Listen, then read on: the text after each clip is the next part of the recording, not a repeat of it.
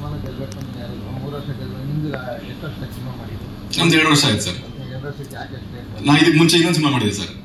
ಅದನ್ನ ಹೇಳ್ತಿರೋದು ನಾನು. ನಮ್ಮ ತರದವ್ರನ್ನ ಗೆಲ್ಸ್ಕೊಂಡ್ರೆ ವರ್ಷಕ್ಕೊಂದು ಸಿನಿಮಾ ಮಾಡ್ತೀವೋ? ಇಲ್ಲ, ಅದೆಲ್ಲ ಹೇಳಿದ್ ನಾನು.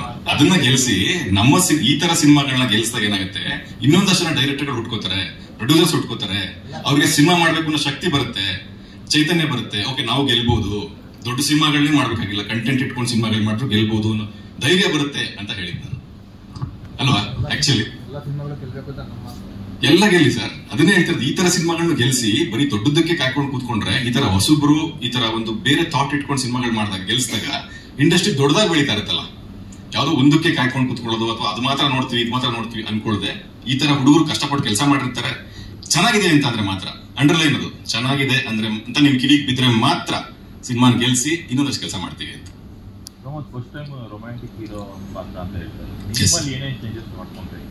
ಚೇಂಜಸ್ ಲುಕ್ ವೈಸ್ ಬೇರೆ ಮಾಡ್ಕೋಬೇಕಿತ್ತು.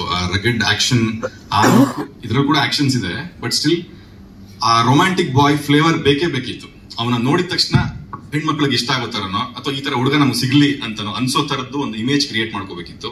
ನಮ್ಮ ಡೈರೆಕ್ಟರ್ ಜೊತೆ ಮಾತಾಡ್ಕೊಂಡು ಆ ಲುಕ್ ನ ರೆಡಿ ಮಾಡ್ಕೊಂಡು, ಅದಕ್ಕೋಸ್ಕರ ಬೇರೆ ಹೇರ್ ಕಟ್ಸ್ ಮಾಡಿಸ್ಕೊಂಡು, ಬಾಡಿ ಬೇರೆ ತರ ರೆಡಿ ಮಾಡ್ಕೊಂಡು, ಯೂತ್ಫುಲ್ ಆಗಿ ಕಾಣೋ ತರ ಮಾಡ್ಕೊಂಡು ಆ ಪ್ರಿಪ್ರೇಷನ್ ಮಾಡ್ಕೊಂಡೆ. ಸೀನ್ಸ್ ಮಾಡುವಾಗ ನಮ್ಮ ಹೀರೋಯಿನ್ ಜೊತೆ ಮಾತಾಡ್ಕೊಂಡು ಒಂದು ಕಂಫರ್ಟ್ ಝೋನ್ ಕ್ರಿಯೇಟ್ ಮಾಡ್ಕೊಂಡು, ಅಂದ್ರೆ ಯಾವ್ದು ಅನ್ಯಾಚುರಲ್ ಅನ್ಸ್ಬಾರ್ದಾಗಿತ್ತು, ರಿಯಲ್ ಅನ್ಸ್ಬೇಕು, ರಿಯಲ್ ಇವರಿಬ್ರು ಲವರ್ಸ್ ಅನ್ಸ್ಬೇಕು. ಆ ತರದ್ದು ಒಂದಷ್ಟು ಪ್ರಯತ್ನ ಮಾಡ್ಕೊಂಡು ಅದು ತುಂಬಾ ಚೆನ್ನಾಗಿ ವರ್ಕೌಟ್ ಆಗಿದೆ. ನೋಡಿದವ್ರು ಹೇಳ್ತಿದ್ದಾರೆ ಇವತ್ತು ತುಂಬಾ ಚೆನ್ನಾಗಿ ಕಾಣ್ತಿದ್ದೀರಿ, ತುಂಬಾ ಚೆನ್ನಾಗಿ ಪರ್ಫಾರ್ಮ್, ಇಬ್ರು ಸೇರ್ಕೊಂಡು ಇಬ್ರು ನೋಡ್ತಿದ್ರೆ ಸ್ಕ್ರೀನ್ ಮೇಲೆ ನೋಡ್ಬೇಕು ಮತ್ತೆ ಅನ್ಸುತ್ತೆ ಅಂತ. ಸೊ ಆಲ್ಮೋಸ್ಟ್ ಆ ವಿಷಯದಲ್ಲಿ ನಾನು ಗೆದ್ದಂಗೆ. ಸೊ ಭಯ ಇತ್ತು, ಹೆಂಗ್ ಕಾಣಿಸ್ತೀನೋ ಹೆಂಗ್ ಮಾಡ್ತೀನೋ ಅಂತ. ಸೊ ವರ್ಕೌಟ್ ಆಗಿದೆ ಸರ್ ನಂಗೆ.